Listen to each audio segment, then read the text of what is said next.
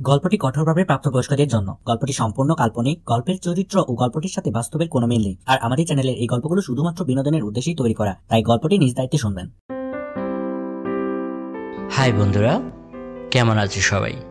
আজকে প্রেমিক পুরুষ গল্পের 32তম পর্বে তোমাদেরকে জানাই স্বাগতম। গল্পটি শুরু করার আগেই তোমাদেরকে বলবো, তোমরা যদি গল্পটির আগের পর্বগুলো যদি এখনও না শুনে থাকো, তবে আমার দেওয়া ডিসক্রিপশনের প্লেলিস্ট থেকে গল্পটির আগের পর্বগুলো অবশ্যই শুনে নেবে, কেননা গল্পটির সুন্দর সুন্দর মুহূর্তগুলো তোমরা যাতে করে মিস না করে যাও। তবে আর দেরি কিসের, এখনই হেডফোন পরে বসে পড়ো। শুরু করছি আজকের পর্ব, রওনা রুপায়েত জাহিদের বিশেষ ধারাবাহিক গল্প প্রেমিক পুরুষ, পর্ব 32। শিলা সকাল সকাল আবার রোদকে খোঁজা শুরু করল। শিলার কেন জানি মনে হলো রোদ আহাদের রুমে আছে, তাই সে আবারও আহাদের রুমে গেল। দরজার আড়ালে দাঁড়িয়ে থেকে দেখে নিল রুমে কেউ আছে কিনা, কিন্তু কারো কোনো সাড়া শব্দ না পেয়ে যেই রুমে ঢুকলো, সে দেখতে পেল, যা দেখে সে চমকে উঠল, সাথে সাথে চিৎকার করে বলল, ইঁদুর, ইঁদুর! ও মা গো, এত বড় ইঁদুর! রোদ কেবল ওয়াশরুম থেকে বের হলো, ভেজা শরীর, কোমরে ট্রাওয়াল পেঁচানো, গলায় গামছা ঝুলিয়ে রেখেছে। আহাদ ভোর 5টায় চট্টগ্রামের উদ্দেশ্যে বেরিয়েছে, ফিরতে 2 দিন লাগবে।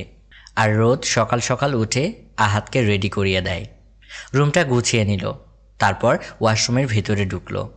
যেই রুম থেকে বেরোলো, অমনি শিলার এমন চিৎকার শুনতে পেল। ইঁদুরের কথা শুনে রোদও চিৎকার দেওয়া শুরু করেছে।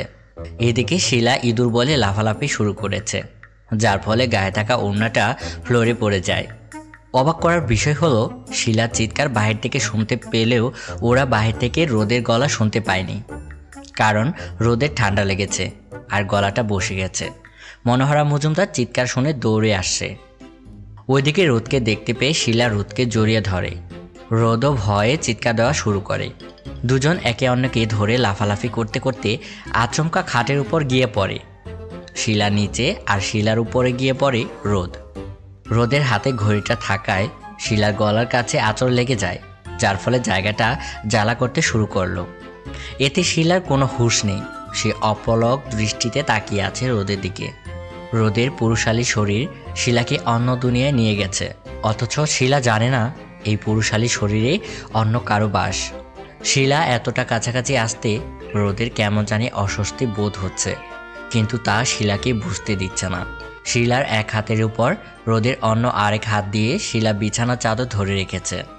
রোদের একটা হাত শিলার চুল ঠিক করায় ব্যস্ত। রোদের গরম নিঃশ্বাস শিলার গায়ের উপর পড়ছে, এতে শিলার হৃদস্পন্দন দ্রুত চলাচল করতে শুরু করেছে। তার হার্টবিট প্রোডাকশন ওঠানামা করছে, শরীর কাঁপছে, অথচ রোদের তেমন কিছুই হচ্ছে না। এটা কি শিলা বুঝতে পেরেছে?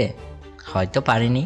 তবে তাদের মধ্যে আচমকা কেউ রোদের হাতটা ধরে সজোরে পিছন থেকে টান মারে, যার ফলস্বরূপ রোদ গিয়ে দেয়ালের সাথে ধাক্কা খেয়ে ফ্লোরে পড়ে যায়। রোদ কিছু বুঝে ওঠার আগেই কেউ তার কাঁধে ঝুলে থাকা গামছাটা পেঁচিয়ে ধরে আরও শক্ত গলায় বলে ওঠে, এই, তোর সাহস কি করে হয় অসহায় একটা মেয়ের এমন সর্বনাশ করার? ছোট লোকের বাচ্চা! রোদের কপাল বেয়ে ফোঁটা ফোঁটা রক্ত ঝরছে। শিলা আস্তে আস্তে বিছানা থেকে নেমে তাড়াতাড়ি ওড়নাটা শরীরে পেঁচিয়ে নেয়। মনোহরা মজুমদারের দিকে ভয়ার্ত চেহারা নিয়ে সে দাঁড়িয়ে আছে। এইদিকে মনোহরা মজুমদার রোদের হাত ধরে টানতে টানতে নিচের দিকে নিয়ে যাচ্ছে। রোদ, শিলা কিছু বলতে চাইলেও তাদের কোনো কথা শোনেনি মনোহরা মজুমদার। একে তো রোদকে কাজের লোক ভাবে, অপর পাশে ওই রকম অদৃশ্যকর দৃশ্য দেখে মনোহরা মজুমদারের মাথা গরম হয়ে যায়। তার মধ্যে আরও মাথা গরম হয়ে যায় রোদকে আহাদের রুমে দেখে। সব রাগ একসাথে জুটল রোদের দিকে। পিছন থেকে মরিয়ম মজুমদার মনোহরা মজুমদারের হাত ধরে আকুতি মিনতি করছে রোদকে ছেড়ে দেওয়ার জন্য, কিন্তু মনোহরা মজুমদার রেগে গিয়ে বলল, দেখো বৌমা, আমার কাজে বাধা দিতে চাইলে আমি কিন্তু তোমাকে তোমার স্বামীর ভিটা ছাড়তে 1 মিনিটেরও সময় নেব না। হাত বাড়ানোর অবস্থায় থেমে যায় মনোহরা মজুমদার। অসহায় চাহনিতে তাকিয়ে আছে রোদের দিকে। সব মেয়েদের হয়তো স্বামীর না থাকা জুড়ে শেষ অবলম্বন হিসাবে থেকে যায় স্বামীর রাখা কিছু মূল্যবান স্মৃতি, যার বিনিময়ে শত কষ্ট সইতেও পিছুপা হয় না তারা। মেয়েরা তার স্বামীকে ভীষণ ভালোবাসে, যেমন ভালোবাসে তার ছোট্ট সন্তানকে। আর সেই স্বামীর মূল্যবান স্মৃতি হলো ভিটা। কেউ থেকে যায় সন্তানের মায়ায়, কেউ বা থেকে যায় স্বামীর রেখে যাওয়া কিছু স্মৃতি নিয়ে। মেয়েরা হয় স্বামী ভক্ত, জীবনের শেষ অবলম্বনটুকু শেষ করে তার স্বামীর অস্তিত্বকে ঘিরে। তোমরা চাইলে আশেপাশে খেয়াল করে দেখতে পারো, সারাদিনে একবার পেটে ভাত না জুটলেও কেউ তার স্বামীর ভিটা ছাড়তে চায় না। এই অংশটা হয় মেয়েদের অলংকার, আর সেই অলংকার টিকিয়ে রাখার জন্য যদি কাউকে সাবধান করা হয় তাহলে সে নিরুপায়। না চাওয়া সত্ত্বেও পিছু ফিরে চলে যায় মরিয়ম মজুমদার। ওইদিকে রোদের রক্তাক্ত শরীর দেখে শিলা অস্থির হয়ে পড়ে, কিন্তু মনোহরা মজুমদারকে তা বোঝাতে সে ব্যর্থ। মনোহরা মজুমদার সিঁড়ি বেয়ে আসতে আসতে শেষ বরাবর সিঁড়ির কাছে এসে রোদকে ধাক্কা মেরে নিচে ফেলে দেয়। রোদ গিয়ে পড়ে কারো পায়ের সামনে। রোদের বুঝতে বাকি রইল না সে কে। রোদ আর মাথা তুলে তাকালো না। রোদের এমন অবস্থা দেখে মায়া কান্নাজড়িত কণ্ঠে বলল, রোদ, এই রোদ, রোদ, তোর এই অবস্থা কেন? আর উনি কে? ভাই আমার, কথা বল। মনোহরা মজুমদার সিঁড়ি থেকে চেঁচিয়ে বলল, এই মেয়ে, কে তুমি? আর এইভাবে হুটহাট এই বাড়িতে ঢুকে পড়লে কেন? জানো না এই বাড়িতে কাজের লোকের কোনো সদস্য প্রবেশ করে না মালিকের অনুমতি ছাড়া? মনোহরা মজুমদারের এমন কথা শুনে মায়া রেগে যায় আর রাগান্বিত কণ্ঠে বলল, কে কাজের লোক? কেন, রোজ যদি তোর ভাই হয় তাহলে তো তুই ওর বোন, আর সে যদি এই বাড়ির কাজের লোক হয় তাহলে তো তুই তার সদস্য, নাকি ভাইয়ের চরিত্র সম্পর্কে আগে থেকেই জানা, যার জন্য ওকে নিয়ে নিজের ভাই বলতেও লজ্জা হয়। মনোহরা মজুমদারের মুখে চাকরের নাম শুনে মায়ের মাথা ঘুরতে থাকে। তার চারপাশ অন্ধকার হয়ে আসছে। নিজের মাথাটায় হালকাভাবে হাত রেখে একবার রোদকে, আবার সিঁড়ির দিকে তাকিয়ে সবাইকে দেখছে। মরিয়ম মজুমদার সিঁড়ির কর্নারে দাঁড়িয়ে আঁচলে মুখ চেপে কান্না করছে। ওনাকে দেখে মায়া বলল, মা, উনি কে? আর উনি কেনই বা রোদকে এভাবে টানতে টানতে এভাবে ফ্লোরে ফেলে দিল? মনোহরা মজুমদার কাঁদতে কাঁদতে বলল, উনি হচ্ছে আহাদ আর আদিবের দাদুমণি। এতদিন নিউ ইয়র্কে ছিল, গতকাল এখানে এসেছে। উনি যদি ওদের দাদুমণি হয় তাহলে রোদকে কেন কাজের লোক বলছে, আর রোদের কেন এমন অবস্থা করলো? উনি কি জানে না?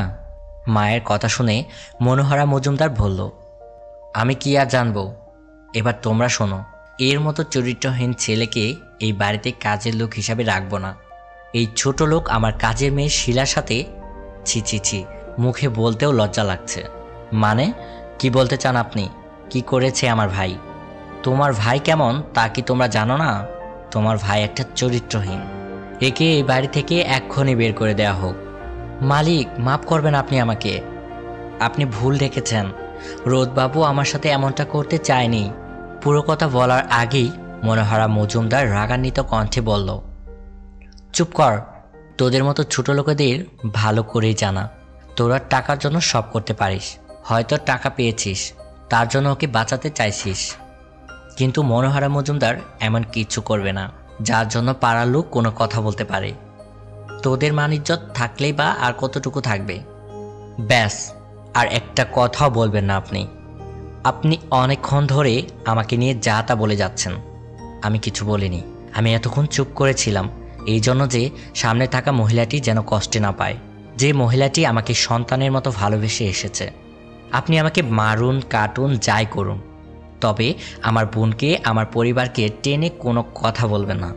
রোদের মুখে এমন কথা শুনে মনোহরা মজুমদার আরও রেগে গেল।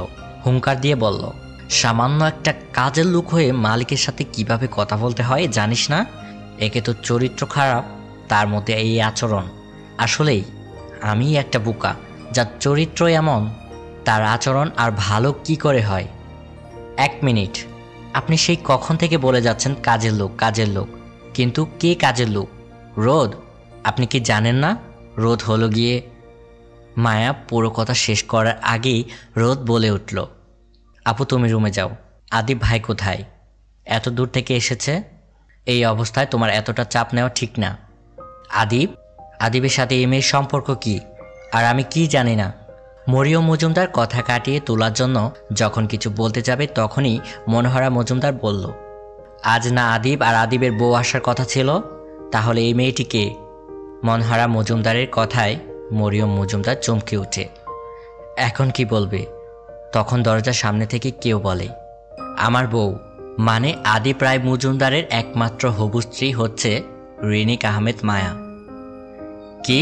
এই কাজের লোক ছেলেটার বোন তোর স্ত্রী? মানে মজুমদার বাড়ির বউ কোনো কাজের মেয়ের বোন? দাদু, কে কাজের লোক? কাকে কাজের লোক বলছো? মায়া কেন কাজের লোকের বোন হতে যাবে?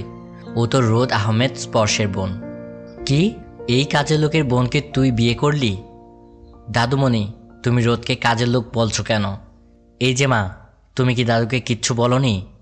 মরিয়ম মজুমদারের কাছে গিয়ে বলল আদিব। মরিয়ম মজুমদারের মাথায় এইবার আকাশ ভেঙে পড়ার মতো অবস্থা। কি হবে এখন? কি জবাব দিবে এখন? কি করে বলবে আহাদের সাথে রোদের বিয়ে হয়েছে? মনোহরা মজুমদার মরিয়ম মজুমদারের দিকে তাকিয়ে শক্ত গলায় বলল, তুমি আমার থেকে কি লুকাতে চাইছো? কি এমন হয়েছে আমার দৃষ্টির অগোচরে যা তোমরা জানো আর আমি জানি না? চুপ করে থাকবে না। তুমি তো জানো আমি কি করতে পারি, তাই সোজাসুজি বলো। আদিব কি বলল, তার কি মানে যেটা তোমরা লুকিয়ে রেখেছ? আসলে মা, হয়েছে কি, আপনাকে বলবো বলবো বলে আর বলা হয়ে ওঠেনি। মানে মরিয়ম মজুমদারের এইবার হাত পা কাঁপছে। তার মধ্যে এই ঠান্ডা দিনে শরীর কাঁপাকাঁপি শুরু করেছে। মরিয়ম মজুমদারের এই অবস্থা দেখে রোদ দৌড়ে এসে যখন ধরতে যাবে তখন মনোহরা মজুমদার ঝাঁঝালো কণ্ঠে বলল, আমার বৌমাকে তুমি তোমার অপবিত্র হাতে স্পর্শ করবে না। আর বৌমা, আমতা আমতা না করে সোজা কথায় সহজভাবে বুঝিয়ে বলো। মনোহরা মজুমদারের কথা শুনে আদিব বলল, দাদুমণি, তুমি রোদকে এসব কেন বলছো? অপবিত্র মানে? ওর হাত অপবিত্র হতে যাবে কেন? কি করেছে ও? ও আমার কাজের মেয়ে শিলার সাথে অসভ্যতা করেছে। না দাদুমণি, রোদ এমনটা করতে পারে না, কারণ ও কি, ও সাধু পুরুষ? কাজের লোকদের এত বিশ্বাস করতে নেই। ও কাজের লোক নয়। কাজের লোক নয় তো কি? কারণ ও হচ্ছে আমার ভাই আহাদের বউ। আদিবের মুখে এমন কথা শুনে মনোহরা মজুমদারের হাত থেকে লাঠিটা পড়ে যায়। ওনার কানে বারবার এই কথাটা কানে বাজছে। রোদ ভয়ে আরও কাঁপতে শুরু করে। মরিয়ম মজুমদার এই দাঁড়ানো অবস্থা থেকে ফ্লোরে বসে পড়ে। অপর পাশে শিলার বুকে চিনচিনে ব্যথা শুরু হলো। আদিবের মুখে বলা কথাটা তার বুকে গিয়ে আঘাত করে। আলেহা কেবল একটু আগে দরজার কাছে এসে দাঁড়িয়েছিল, হাতে ছিল গ্লাস, সেটা হাত থেকে পড়ে যায়। ওদের সবাইকে অবাক করে মরিয়ম মজুমদারকে ফ্লোর থেকে তুলে শক্ত হাতে থাপ্পড় দিয়ে আবার ফ্লোরে ফেলে দেয় মনোহরা মজুমদার। এগিয়ে যেতে লাগলো রোদের দিকে। তার চোখে ঘৃণা আরও বাড়তে শুরু করলো। অপর পাশে অবাক হয়ে তাকিয়ে আছে মায়া আর আদিব। ওরা বুঝতে পারছে না কি হলো, তবে মরিয়ম মজুমদার বুঝতে পেরেছে এর ফল খুব ভয়ঙ্কর হতে যাচ্ছে। মনোহরা মজুমদার টেবিলে থাকা সব জিনিস ফ্লোরে ছুঁড়ে মারে আর রাগান্বিত চোখে তাকিয়ে আছে রোদের দিকে। বন্ধুরা, মনোহরা মজুমদারের পরবর্তী পদক্ষেপ কি হতে পারে? মেনে নেবে কি আহাদ আর রোদের বিবাহ? শুনছিলে প্রেমিক পুরুষ গল্পের 32তম পর্ব। আজকে এই পর্বটি তোমাদের কাছে কেমন লাগলো সেটাই কমেন্ট করে জানাতে একদমই ভুলবে না। গল্পটি ভালো লাগলে একটি লাইক অবশ্যই দিও। শীঘ্র ফিরছে তোমাদের জন্য গল্পটির পরবর্তী পর্ব নিয়ে। সে পর্যন্ত সবাই খুব ভালো থেকো আর বাংলা স্টোরির সাথেই থেকো। বাই।